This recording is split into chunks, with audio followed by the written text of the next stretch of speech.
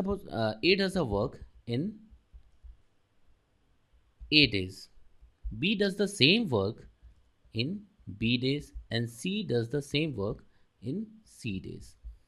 ये important component आपने देखा होगा कि कोई भी एग्ज़ाम हो, मतलब कैसा भी क्वेश्चन है, उसमें ऐसी चीज़ें ही रहती हैं कि कोई एक काम को इतने टाइम में करेगा, ये ऐसा कर सकता है। इसमें डिफरेंट डिफरेंट स्पेशल केसेस भी हो सकते हैं जो हम सभी डिस्कस करेंगे यहाँ पे, है ना? तो हमें सिर्फ ये ध्यान देना है कि A does a work in 8 days.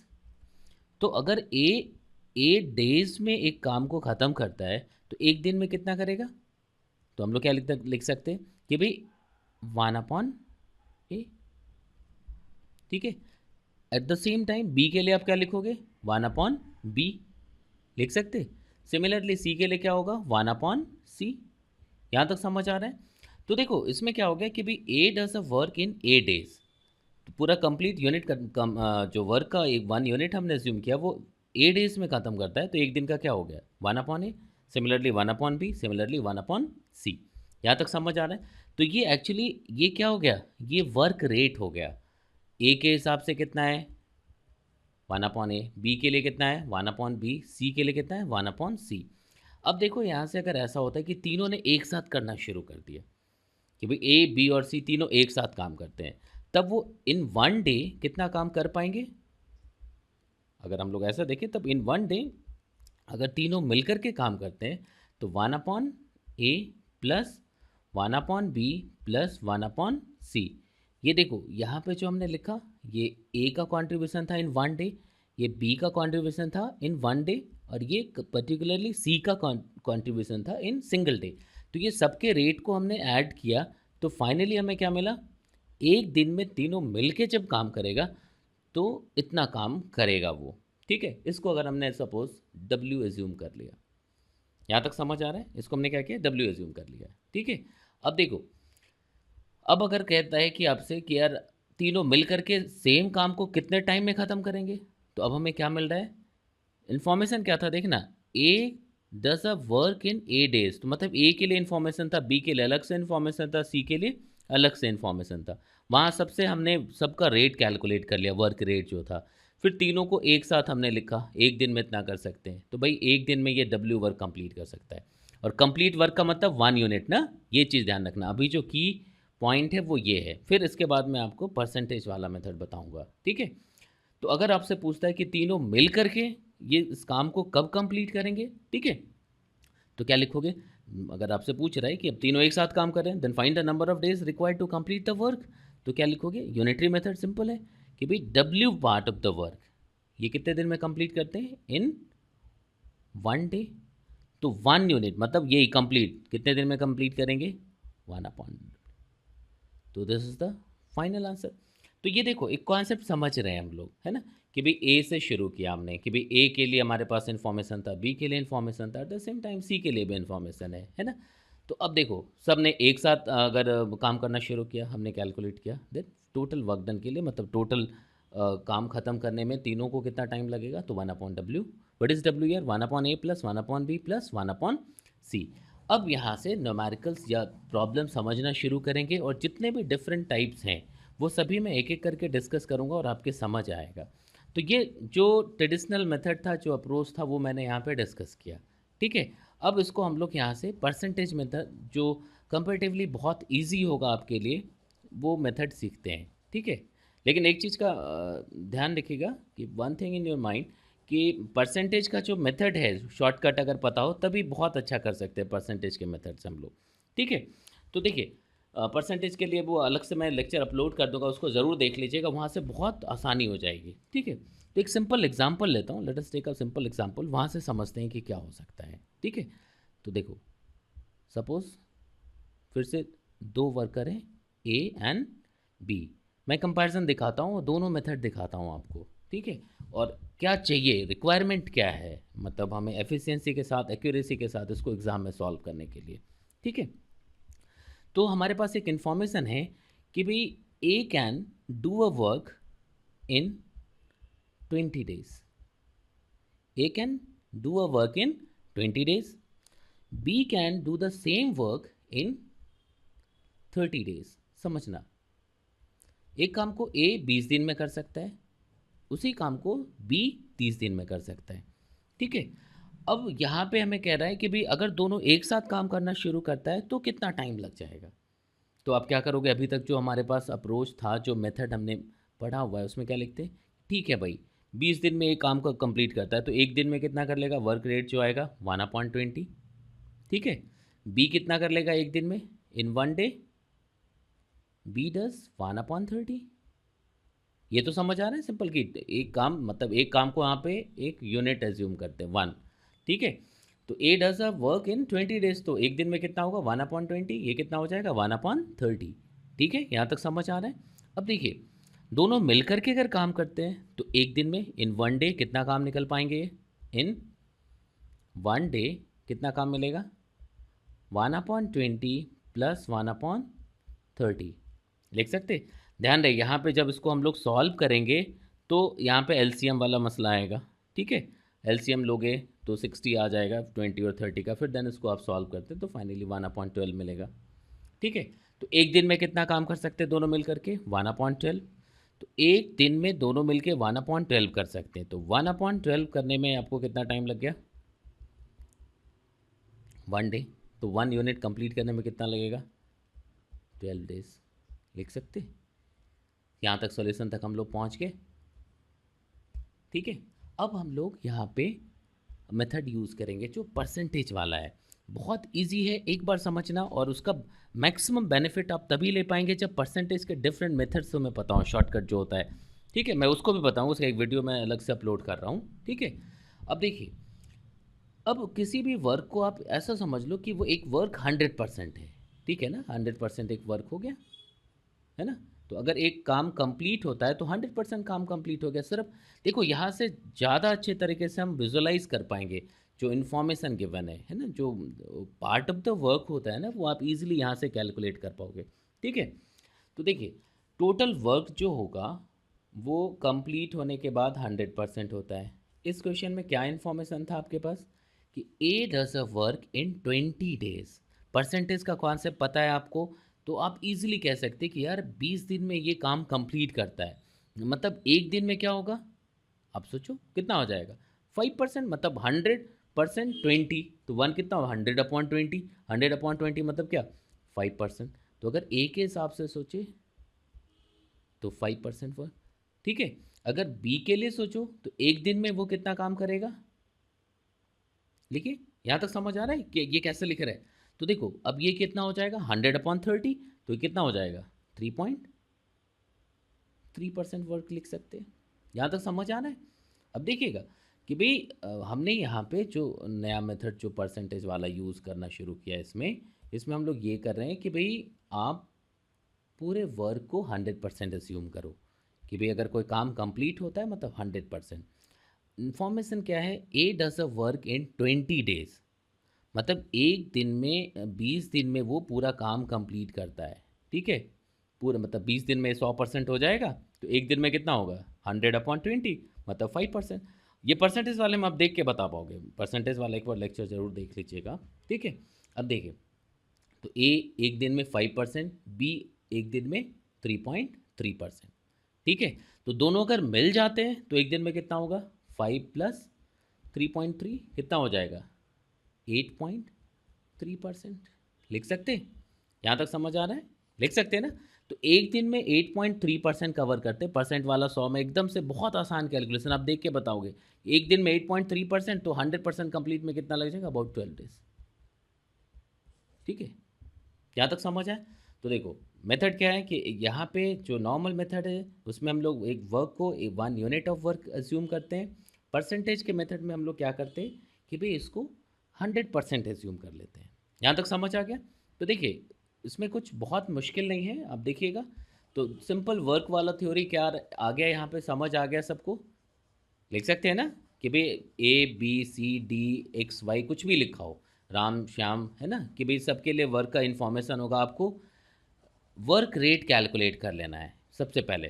तो वर्क रेट अगर फैक्टर के टर्म्स में करेंगे मतलब 1 यूनिट के हिसाब से करते हो आप। ठीक है, अगर हम लोग उसको परसेंटेज के हिसाब से करेंगे तो देखो क्या लिखोगे 100%। एक वर्क अगर कंप्लीट होता है पूरी तरह से तो 100% काम कंप्लीट हो गया। ठीक है, आधा होता है 50%, 1/4 है 25%, ऐसा लिख सकते हैं। ठीक है, अब इसमें दूसरा जो चीज़ आएगा वो क्या होगा, नेगेटिव वर्क आ जाता है। नहीं, नेगेटिव वर्क का कॉन्सेप्ट आता है, तो नेगेटिव वर्क डन क्या है, नेगेटिव वर्क डन। ठीक है, तो नेगेटिव वर्क डन में क्या हो जाएगा कि कोई भी सपोज सिंपल चीज़ लेते हैं कि suppose A can build a platform, ठीक है ना, suppose A can build a platform in, कुछ भी लिख लीजिए, 10 डेज। ठीक है, तो A can build a platform in 10 days, मतलब कंप्लीटली बिल्ड करेगा वो। ठीक है, तो इसको पॉजिटिव लिख दिया हमने। पॉजिटिव लिखने का मतलब है, क्योंकि एक पॉइंट यहाँ पे ऐसा लूँगा जो नेगेटिव हो जाएगा। ठीक है, b can build the same platform, ठीक है, इन 20 डेज। बिल्कुल ठीक है भाई, इसको भी पॉजिटिव लिख दिया हमने। ठीक है, पॉजिटिव अभी लास्ट क्वेश्चन में हमने नहीं लिखा था, क्योंकि हमें किसी दूसरे टर्म को नेगेटिव से डिफ्रेंशिएट करने की ज़रूरत ही नहीं थी। यहाँ पे है ज़रूरत, यहाँ पे है, क्यों है, क्योंकि एक अलग सा इन्फॉर्मेशन है। C can completely destroy the same platform in 25 days. ये देखो एक इन्फॉर्मेशन है, C can completely destroy the same platform in 25 days, मतलब ये नेगेटिव साइन का हो गया वर्क डन। लिख सकते हैं यहाँ तक, बस एक नया इन्फॉर्मेशन कि negative, this known as negative work done. यहाँ तक समझ आ रहा है, तो देखो पॉजिटिव पॉजिटिव, तीसरा क्या हो गया, नेगेटिव। अब हम लोग फिर से परसेंट के हिसाब से देखो, परसेंटेज वाला लेक्चर अटेंड करने के बाद बहुत आसान होगा आपके लिए ये चीज़ सॉल्व कर पाना। अब देखिएगा 10 डेज में ये 100% काम कंप्लीट करता है, एक दिन में कितना करेगा, 10%, बहुत सिंपल है।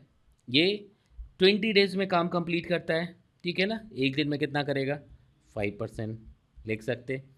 ये 25 दिन में काम खराब करेगा, मतलब 25 दिन में ये तोड़ सकता है तुम्हारे प्लेटफॉर्म को पूरी तरह से।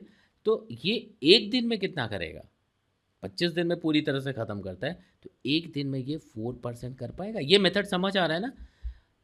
100, यहाँ पे वर्क का मतलब 100 होता है, पॉजिटिव बनाने के लिए, नेगेटिव पूरी तरह से ख़त्म करने के लिए। ठीक है ना, तो फिर से एक बार मैं एक्सप्लेन कर रहा हूँ कि A can build a platform in 10 days, मतलब 100% ऑफ प्लेटफॉर्म कितने दिन में कर रहा है वो, 10 डेज में कर रहा है।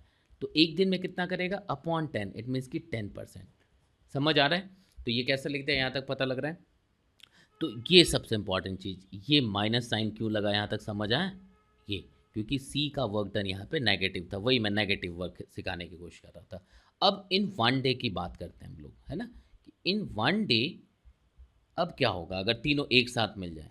तो एक दिन में ये तो काम का 10% कंप्लीट करेगा भाई, ठीक है, ये 5% पॉजिटिव में कंप्लीट करेगा, बट ये क्या करेगा, 4% से कम कर देगा, नहीं तो 4% से कम करेगा, तो क्या -4 लिख दिया।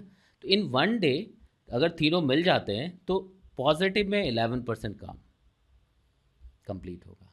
ठीक है, कहीं पे ऐसा भी देखिए कि ये 10 डेज में ख़त्म करता है, ये 20 डेज में ख़त्म करता है, और ये 5 दिन में ख़राब कर देता है, तो उसको समझिएगा कि वो उसको क्या कर सकते हैं, है ना।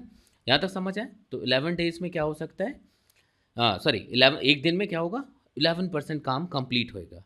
यहाँ तक समझ आ रहा है। तो अब अगर आपसे पूछेगा कि यार अब ये काम कितने दिन में ख़त्म होगा, जब ए बी और सी तीनों एक साथ मिल गए, दो तो कंस्ट्रक्टिव है एक डिस्ट्रक्टिव है, तो क्या होगा, 11% इन 1 डे, 11% इन 1 डे, तो 100% करने में कितना टाइम लग जाएगा, देखिए लिख सकते हैं ना। ठीक है, यहाँ तक समझ आया, ये कैसे लिख रहे हैं, समझ आ रहा है। तो देखो 100% कंप्लीट करने के लिए कितना टाइम लग जाएगा, तो 100/11, तो इसको अबाउट 9 डेज लिख सकते हैं। सबसे क्लोज जो आंसर होगा 9 के, वहाँ पे टिक कर देंगे हम लोग। ठीक है, तो ये कैसे लिख रहे हैं, क्यों लिख रहे हैं, समझ आ रहा है। फिर से आप एक बार ध्यान दीजिएगा कि भाई ए एक काम को 10 दिन में करता है, मतलब 10% उसकी एफिशिएंसी, एक दिन की बात करें, एफिशिएंसी नहीं, एक दिन में वो 10% काम कंप्लीट करेगा। बी की अगर बात करें वो 20 दिन में ख़त्म करता है, तो एक दिन में वो कितना करेगा, 5%। सी 25 दिन में ख़राब करता है, तो एक दिन में कितना परसेंट, 4%। तीनों एक साथ आ गए, तो एक दिन में कितना होगा, 11%। एक दिन में 11% हो गया, तो टोटल कितना टाइम लग जाएगा भाई, टोटल हम लोग देख सकते हैं ना, तो टोटल कितना आएगा, 100/11। यहाँ तक समझ आया, एक दिन का 11% आ रहा है। ठीक है, तो कितने दिन में, आप ऐसा देख सकते हैं ना, यहाँ से 11 × 9 करोगे 99, अबाउट 9 डेज आ रहा है। तो यहाँ तक समझ आ गया। तो देखो एक तो नेगेटिव वर्क डन का क्या कॉन्सेप्ट था ये समझ आ गया सबको, ठीक है। अब यहाँ से देखते हैं कि वर्क इक्विवेलेंस मेथड एक है, मतलब उसको भी कई जगहों पे यूज़ कर सकते हैं हम लोग। कुछ ऐसे क्वेश्चन हैं जहाँ करना ही पड़ेगा आपको, ठीक है। तो यहाँ तक तो आपको समझ आया होगा मेरे ख्याल से कि 2-3 पॉइंट्स आपके समझ आया। एक तो पहले जो हम लोग करते हैं कि यार एक वर्क को 1 यूनिट के हिसाब से सॉल्व करते थे, अब हम लोग उसको परसेंट के हिसाब से लिख रहे हैं। और फाइनली जो प्रॉब्लम सॉल्विंग सेशन लेंगे उसमें प्रीवियस ईयर्स के कैट के क्वेश्चन और जो भी हैं, तो आपको थोड़ा डिफरेंस भी पता लगेगा कि हाँ थोड़ा जल्दी कर पा रहे हैं हम लोग, ठीक है ना। तो देखिए दूसरा जो इम्पॉर्टेंट कॉन्सेप्ट है इस चैप्टर में, that is work equivalence method, ठीक है। Work equivalence method. अब देखिए इसमें क्या है, अब इसका मतलब क्या है कि इसको कब यूज़ कर सकते हैं। देखना फॉर्मूले से समझ आ जाएगा कि इसका एप्लीकेशन कब लिख सकते हैं हम लोग। इसको आप इस तरह से समझो, मैं फॉर्मूले के हिसाब से बताने की कोशिश कर रहा हूँ। वर्क रेट अभी तक जो हमने ए के लिए लिखा था कि ए के लिए आपको याद होगा कि 1/a, बिकॉज एक इन्फॉर्मेशन हमारे पास था कि A does a work in 8 days एक, ठीक है। तो बी वही बी डेज ऐसा था, तो 1/a क्या था, it was the work rate. यहाँ तक समझ आ रहा है। तो अगर एक सिंगल पर्सन के हिसाब से सोचो, मतलब एक या फिर एक टोटलिटी में देखिए कि एक फाइनल फार्मूला क्या हो सकता है। तो भाई वर्क रेट जो टोटल वर्क रेट है, ठीक है, तो work rate multiplied by time, total time कितना मिल गया, तो वर्क रेट इसको टोटल टाइम, ये टाइम यहाँ से देख के पता लग रहा है कि ये टोटल टाइम हो गया उस पूरे प्रोसेस का, ठीक है। जब ये लिखोगे आप तो ये क्या आना चाहिए, टोटल वर्क, ठीक है। टोटल वर्क जो ऑलरेडी हो चुका है मतलब डन, या फिर किसी क्वेश्चन में ऐसा हो सकता है टू बी डन जिसको करने की ज़रूरत पड़ेगी हमें, नहीं लिख सकते। तो देखो ये हमने कैसे लिखा, ये एक फॉर्मूला हो गया, यहीं से हम शुरू करेंगे, है ना। तो रेट वर्क रेट हो जाए, टाइम पता हो जाए, तो वर्क रेट को अगर टाइम से मल्टीप्लाई कर दोगे then will get the total work, ठीक है। यहाँ तक समझ आ रहा है। अब इसको एक एग्जांपल से समझते हैं, ठीक है, बहुत इजी होगा देखना। देखिए कि भाई इसको आप इस तरह से समझ लो कि भाई 50 लोग हैं आपके पास, है ना।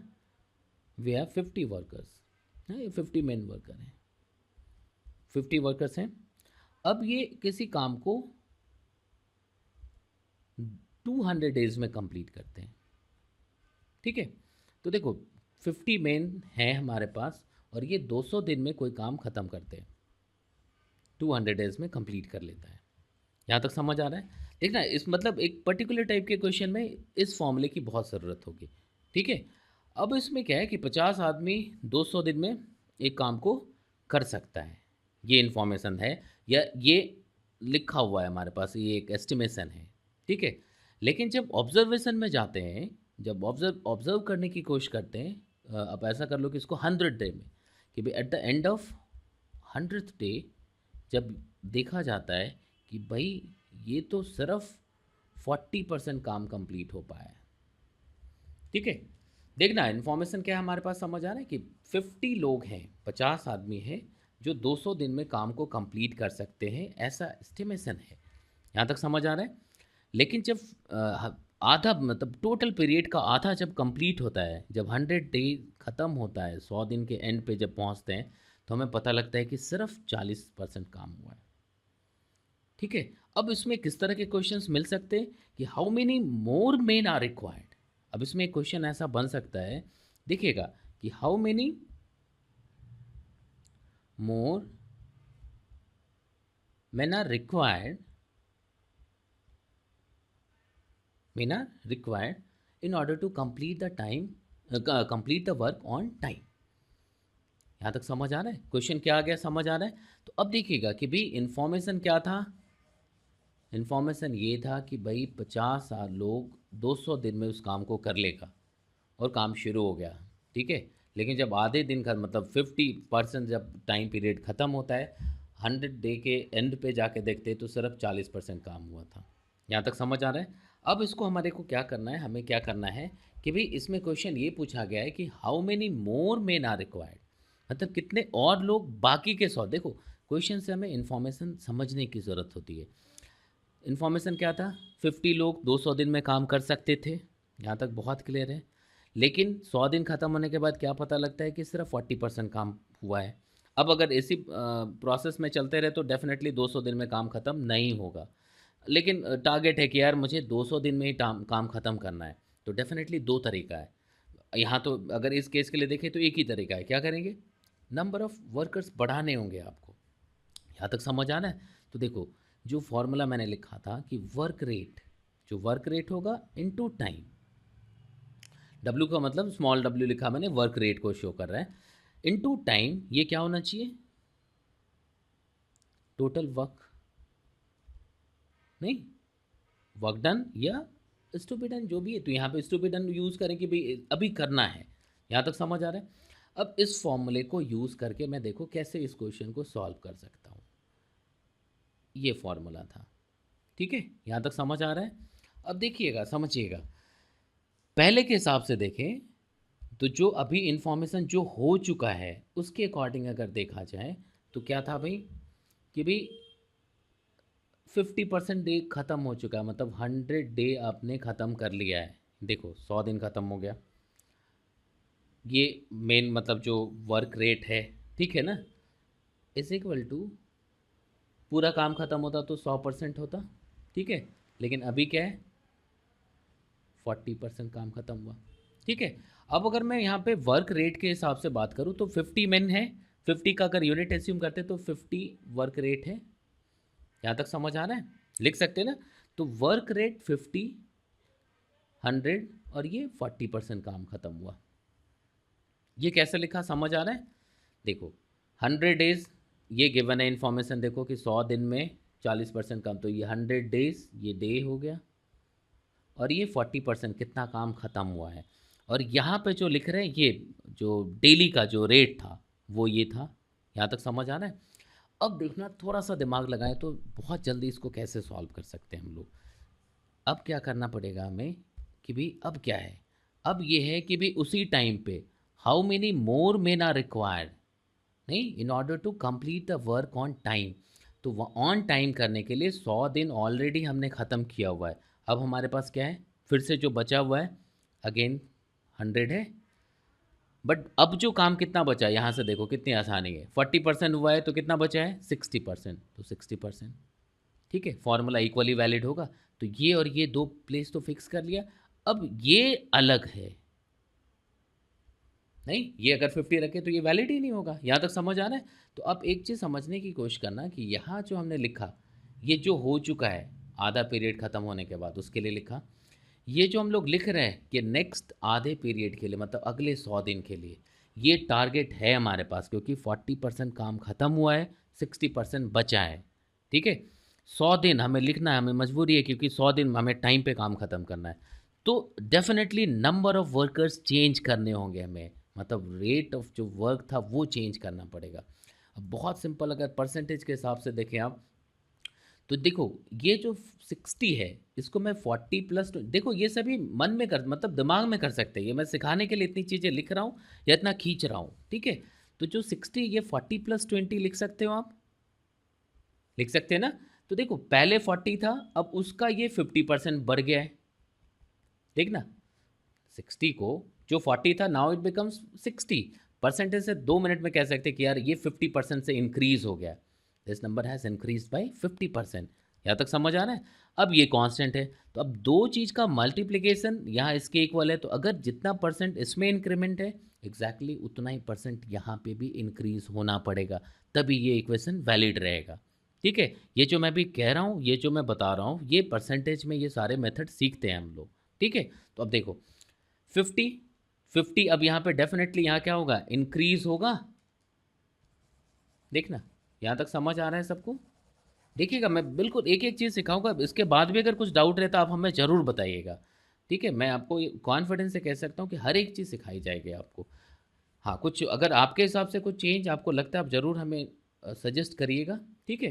देखो ये पहले था, इन्फॉर्मेशन ये था कि यार देखना कि 50 लोग एक काम को 200 दिन में कंप्लीट कर लेंगे, ठीक है। 50 लोग एक काम को 200 दिन में बिल्कुल पूरी तरह से ख़त्म कर सकते हैं, काम शुरू हो गया। लेकिन जब 100 डे 100 दिन में देखा गया तो सिर्फ 40% काम खत्म हुआ था, ठीक है। तो 50 लोग तो लगे थे, ये तो हमें पता है, तो ये इक्वेशन लिखा जा सकता है। 50 लोग लगे थे तो ये पर डे 50 लोग लगे हैं, ये work rate into 100 is equal to 40। बाकी का जो बच गया वो 100 दिन ही बचा है, 100 लिखना पड़ा। 40% हुआ है तो काम कितना बचा है, 60% लिखा। थोड़ा सा यहाँ पे दिमाग लगाया हमने, जो परसेंटेज का वो ग्राफ के हिसाब से सोचो, तो 40-60 हो गया, मतलब जो नंबर है इट हैज़ इंक्रीज्ड बाय 50%, क्योंकि 40 plus 20 is the 50% of this 40। अब ये इक्वेशन तभी वैलिड हो सकते हैं, ठीक है, जब एक तो कांस्टेंट है तो जो दूसरा नंबर है ये सेम परसेंट से इंक्रीज हो जाए। तो 50 प्लस 50 का 50% होगा। देखो मैं लिख रहा हूँ, ये ओरली कर सकते हैं भाई। तो 50 का 50% कितना, 25। तो देखो 50 प्लस 25 तो कितना होगा, 75। तो इससे साफ पता लग रहा है कि यार अगर ऐसा हुआ है कि 50% टाइम पीरियड ख़त्म होने के बाद सिर्फ 40% काम हो पाया था, तो बाकी के 60% काम को ऑन टाइम कंप्लीट करने के लिए हमें 75 लोग चाहिए। तो आंसर में क्या लिखोगे, हाउ मेनी मोर मैन, तो 75, 50 तो कर ही रहे थे, तो 25 एक्स्ट्रा लोग चाहिए हमारे को। तो दिस इज द आंसर। यहाँ तक समझ आए। देखो एक बार आप समझना शुरू करो ना तो बहुत, इसको फिर ओरली एक स्ट्रेट लाइन में सॉल्व कर सकते हैं हम लोग कि यार 40% अभी नेक्स्ट 100 डेज में फिर 40% करेगा वो, ठीक है, तो रह गया कितना, 20%। तो 20% काम के लिए और कितना एक्स्ट्रा चाहिए, ठीक है ना। तो आप यहाँ से सोचो, ये समझ आएगा आपको, ये लिख सकते हैं। कोई डाउट है किसी को इसमें, नहीं। अब यहीं पे मैंने नहीं बोल दिया, अगर आपको अगर डाउट है तो आप ज़रूर हमें लिखिएगा, ठीक है। देखो सेकंड, अगर यहीं पे मैं एक और एग्जांपल लेता हूँ कि लाइक आपसे कहा जाता है कि यहीं पर अगर पूछता है हाउ मेनी मोर डेज, देखना how many more days will B required to complete the work on time, complete the work with the same number of workers, ठीक है। यहाँ पे देखना, यहाँ पे थोड़ा सा चेंज क्या किया, दोनों में डिफरेंस क्या है, यहाँ और यहाँ पे नंबर ऑफ डेज को हमने फिक्स रखा था, तो नंबर ऑफ वर्कर्स चेंज करने थे। यहाँ पे क्वेश्चन ये कह रहा है कि भाई how many more days will be required to complete the work, मतलब साफ पता लग रहा है कि with the same number of people, मतलब जितने वर्कर थे हमारे पास उतने ही होंगे, डे कितना बढ़ा दिया जाए। यहाँ तक समझ आ रहा है। अब देखो इसको कैसे कर सकते हैं, फिर से यही चीज़ हम लोग यही कॉन्सेप्ट यूज़ करेंगे। तो देखो अब इसको कैसे कर सकते हैं, बहुत आसान हो सकता है कि भाई देखो 2-3 तरीके से हम लोग इसको यूज़ कर सकते हैं। आप एक परसेंटेज के हिसाब से देखो, तो work rate into time is equal to total work done. Total work done था टोटल वर्क डन कितना, मतलब 100%, ये लिख सकते हैं। अब यहाँ से सोचो सॉरी, अब अगर हम लोग यहाँ से देखते हैं कि भाई अगर पहले वाले की बात करो तो जो ऑलरेडी हो चुका है, जो चीज़ निकल गया है, निकल क्या गया है, 100 डेज़ कंप्लीट हो चुका है। तो 100 डेज़ में कितना काम कंप्लीट हुआ, 40%। यहाँ तक समझ आ रहा है। तो देखो 100 डेज़ निकल गए, कितना काम कर लिया, 40% काम कर लिया, ठीक है। लोग कितने लगे थे, 50। यहाँ तक समझ आ रहा है, लिख सकते हैं ना। ये कैसे लिखा, यहाँ तक समझ आ गया, कोई डाउट है इसमें, नहीं। अब इसमें देखो कि भाई क्या करना पड़ेगा हमें कि भाई टाइम, तो टाइम के हिसाब से सोचो अब कितना बचा है, 60% काम, ठीक है। 60% काम अभी रह गया है, ठीक है। अब 60% मतलब दिस इज अगेन 40 प्लस 20, मतलब जो पहले वाला नंबर है इट हैज़ इंक्रीज्ड बाय 50%। अगर हम लोग यहाँ से देखें तो प्लस 50% ऑफ दिस नंबर, ये 60% हुआ, लिख सकते हैं ना। यहाँ तक समझ आ रहा है।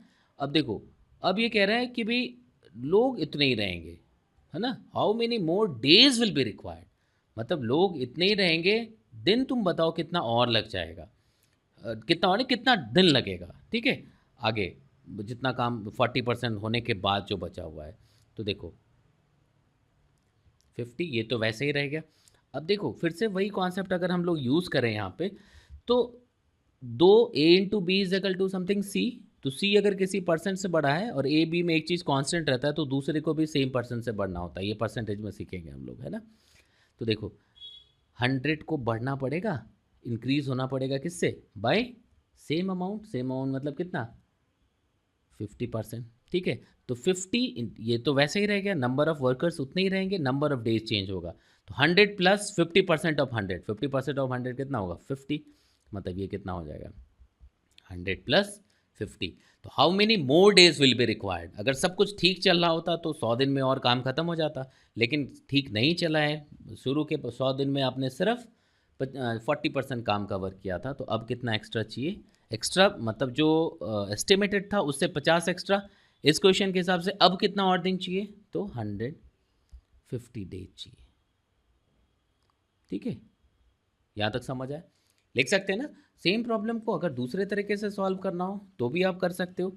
तो इसको इस तरह से देखो कि भाई जो अभी है, ठीक है ना, कि भाई 50 दिन तक लोगों ने काम किया था, यहाँ तक तो समझ आ गया। एक और मेथड बता देता हूँ, 50 लोगों ने 100 दिन तक काम किया था, ठीक है, तो कितना काम हो गया, अगर इसको हम लोग मैन डे के हिसाब से करें तो 5000 हो गया, 5000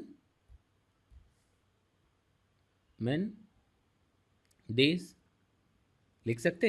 यहाँ तक समझ आ रहा है। इतने में 40% होता है, देखना यूनिटरी मेथड का बड़ा अच्छा ये यूज़ है। 5000 जो है इस 5000 men days is equivalent to 40% of total work. यहाँ तक समझ आ रहा है, लिख सकते हैं ना।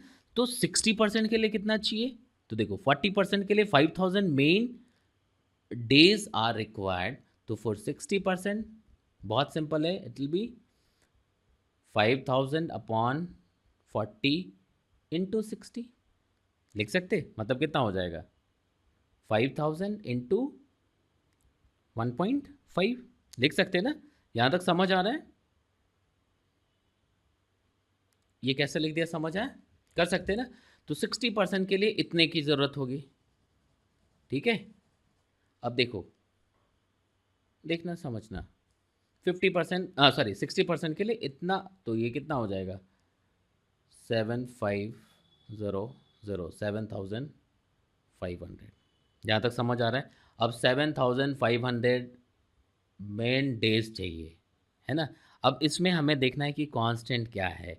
तो कांस्टेंट क्या है, अगर हम लोग देखें, अगर इससे सब सारे क्वेश्चन सॉल्व करो कि भाई अगर डेज वाला रखना है ना, तो कितने लोग चाहिए, तो डेज को कांस्टेंट करेंगे, तो 100 डेज अपॉन 100, तो 75 लोग चाहिए। यहाँ तक समझ आ रहा है। अगर मेन को कांस्टेंट रखेंगे, नंबर ऑफ मेन को, तो इसको अपॉन 50 करेंगे, लिख सकते हैं ना। तो किस तरह से कर रहे हैं, समझ आ रहा है, लिख सकते हैं। तो दूसरा मेथड क्या था, पता लग गया। देखना, पहले जो मेथड था वो समझ आ गया। सेकंड मेथड एक बार फिर से मैं एक्सप्लेन कर रहा हूँ कि अभी तक जो हुआ वो क्या था, 100 दिन में 50 बंदों ने मिलके काम किया 40%। तो 100 दिन 50 बंदे अगर काम करते हैं तो 5000 50 इंटू 10 कितना हो गया 5000 मेन डेज हुआ।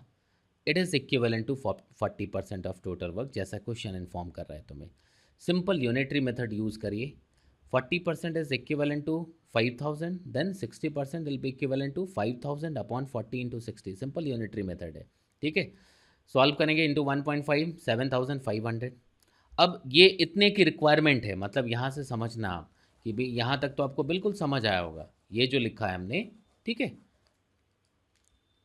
देखो ये जो पॉइंट लिखा हमने, ठीक है, कि भाई अब जो रिक्वायरमेंट है वो 7500 मैन डेज की रिक्वायरमेंट है, ठीक है। अब अगर हमें नंबर ऑफ मैन चाहिए कीपिंग टाइम पीरियड कांस्टेंट, तो क्या करोगे, टाइम से डिवाइड कर दोगे 100, तो और कितने, तो अब अगले पीरियड के लिए कितना चाहिए 75 लोग चाहिए, एक्स्ट्रा कितना चाहिए 25।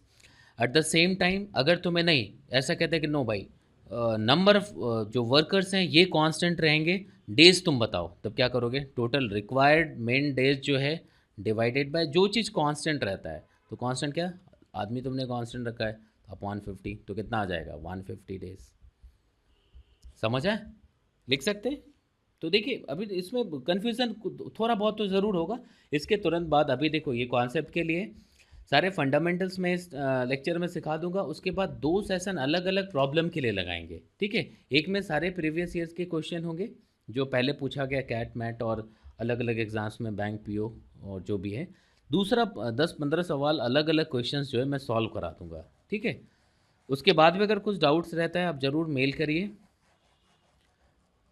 ठीक है। वैसे अभी तक तो हमारा चैनल जो इजी लेक्चर है ये फिज़िक्स के लिए था, अभी भी है, बट इस चीज़ में भी हमें रिक्वायरमेंट समझ आई कि भाई आपकी ज़रूरत तो है ये, ठीक है।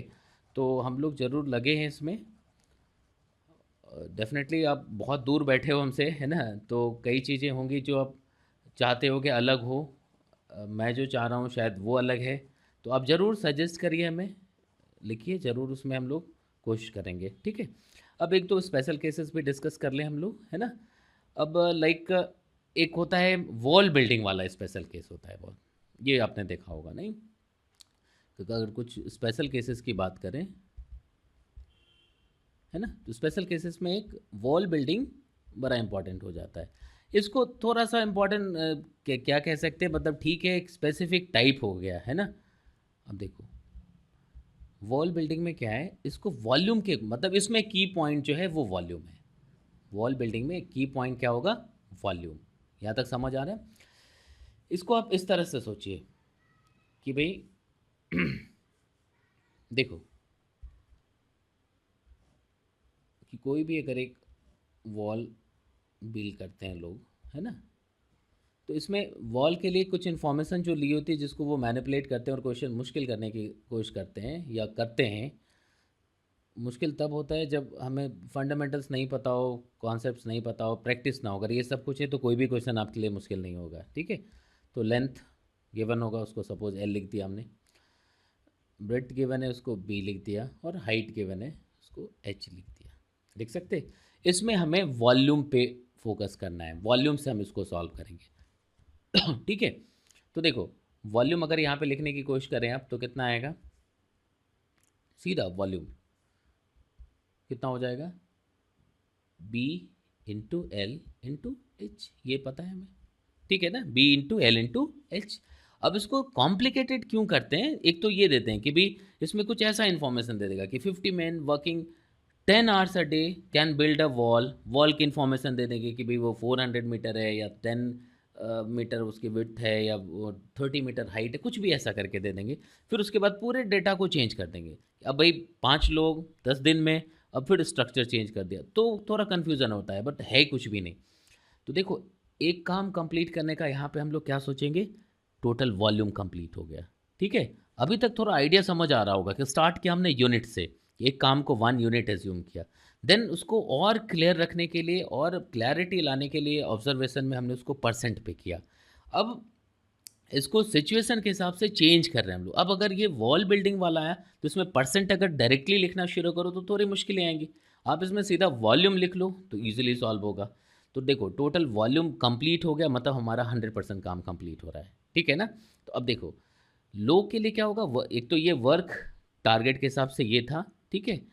करने वाले के हिसाब से क्या होगा, उसमें क्या इन्फॉर्मेशन होगा, नंबर ऑफ़ वर्कर्स, ठीक है, नंबर ऑफ़ वर्कर्स एम लिख दिया या नंबर ऑफ़ मैन एम, ठीक है। अब उसमें और कॉम्प्लिकेटेड करने के लिए कि एक दिन में वो कितना काम करता है, ठीक है ना, एक दिन में कितना काम कर सकता है, मतलब वो टाइम भी दे दिया, मतलब पर डे वाला टाइम, है ना, अ डे कितना ले रहा है वो, ठीक है, पर डे कितना टाइम लगा रहा है उसको टी लिख दो आप। यहाँ तक समझ आ रहा है। दूसरा नंबर ऑफ डेज, ठीक है, टोटल नंबर ऑफ डेज कितना लगता है, तो टोटल नंबर ऑफ डेज को डी लिख दो। यहाँ तक समझ आ रहा है। तो इसको देखो इस तरह से समझना कि यार वॉल्यूम, अब ऐसा मत सोचिएगा यार टोटल वॉल्यूम इसके मल्टीप्लिकेशन के इक्वल कैसे हो सकता है। यहाँ पे क्या है, ये एक कॉम्बिनेशन लिख रहे हैं हम लोग कैसे कि यार एक आदमी या 10 आदमी दिन में 8 घंटे काम करके 10 दिन में 400 500 मीटर लेंथ, 30 मीटर हाइट और 30 मीटर विड्थ का एक दीवार तैयार कर लेता है, ठीक है। तो मतलब एक दिन में ये कितना कर रहा है, तो 10 दिन में कितना करेगा, एक आदमी एक दिन में कितना करता है, तो सपोज एक दिन में वो कुछ करता है, एक दिन में टी, एक एक लोगे तो सभी 1-1 होना था, लिख सकते। लेकिन अब कहता है एक आदमी नहीं, एम आदमी है, तो एम लिख दिया। अब कह रहा है कि एक घंटे नहीं काम करता, एक आदमी एक दिन में 1 घंटे काम करके एक दिन में कितना काम करता है, इतना। तो अब कह रहा है एक आदमी नहीं भाई, एम आदमी है, एक दिन में 1 घंटे नहीं, टी घंटे काम करता है, ठीक है। और वो एक दिन नहीं, डी डेज काम करता है, तो total outcome m into t into d होगा। लिख सकते हैं ना। अब यही तो उस वॉल्यूम जो तुमने तैयार किया उसके इक्वल होना चाहिए, it should be equal to b l h. यहाँ तक समझ आया, बी एल एच लिख सकते हैं, हो जाएगा। अब यहाँ से देखो बहुत ईजी यार सॉल्व करना, देखना इसमें अगर आप देखोगे जैसे मैंने कहा था क्वेश्चन अगर एक ले लें, यहाँ तक समझ आ गया। अब देखो वॉल्यूम पे जाना, जो वर्कर के लिए इन्फॉर्मेशन होगी, नंबर होगा, पर डे कितने घंटे काम करता है वो, और कितना दिन लगाता है वो उसको कंप्लीट करने में। अब जैसे एक क्वेश्चन कह रहा है कि 5 men, तो 5 men कहने का मतलब एम हो गया, ठीक है। Working 10 hours a day, 10 hours a day मतलब ये टाइम हो गया, 10 hours a day लिख सकते हैं। 10 hours a day can build, देखना, can build a wall, can build a wall. Wall के लिए इंफॉर्मेशन क्या है हमारे पास, 400 मीटर हाई एल, 10 बी और 400 एल 10 बी हो गया, ठीक है, और 30 हाइट हो गई, तो ये वॉल्यूम हो गया। और क्या इन्फॉर्मेशन है, देखिए तो ये L1 शुरू की लेंथ, ये शुरू की,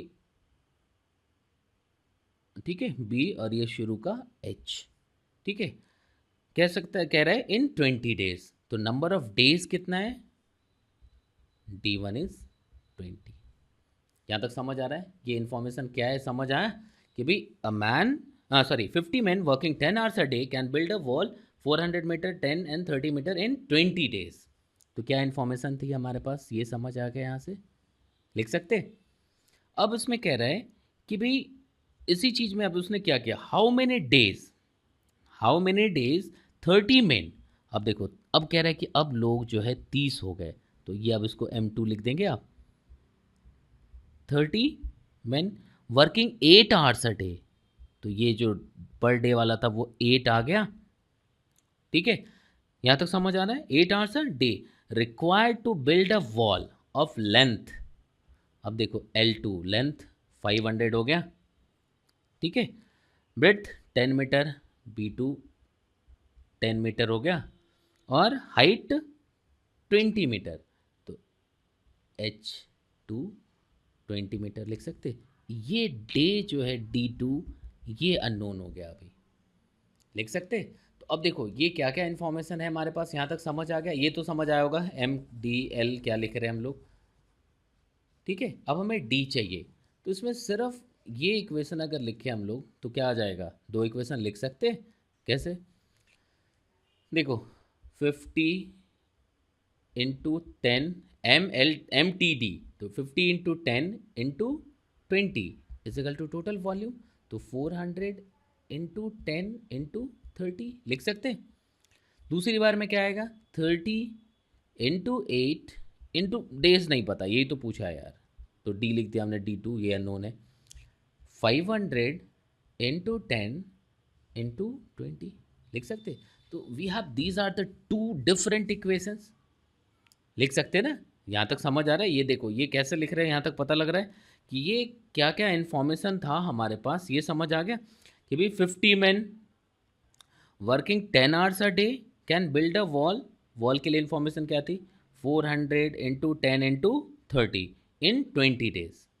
यहाँ तक समझ आ रहा है, लिख सकते।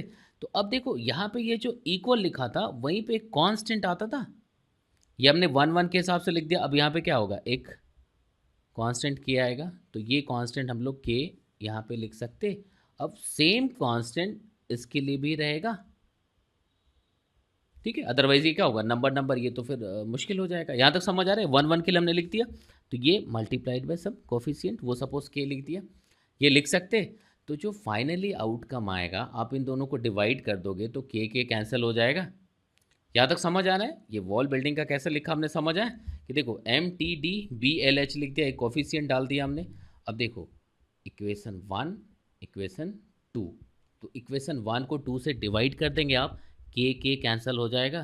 तो ये देखो completely known known known known, ये अननोन अननोन कैंसिल हो गया, एक ये अननोन था वो सॉल्व कर पाएंगे, कैलकुलेट हो जाएगा। तो इस हिसाब से हम लोग फाइनली जो फॉर्मूला याद रखेंगे वॉल बिल्डिंग में वो क्या, देखो